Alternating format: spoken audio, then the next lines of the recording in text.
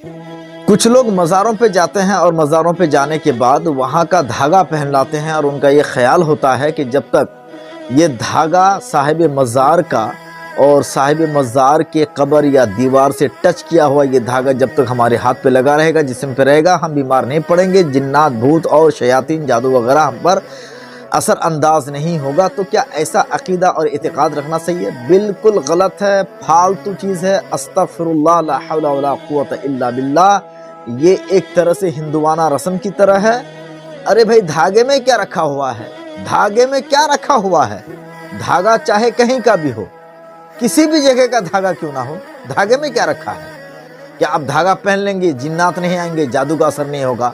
अरे जिन्नात को भगाना है, कुरान की तिलावत करें। जादू के असरात को काटने हैं तो आप कुरान की तिलावत करें ना, और सही आमिलीन के पास जाएं, वो बताएंगे।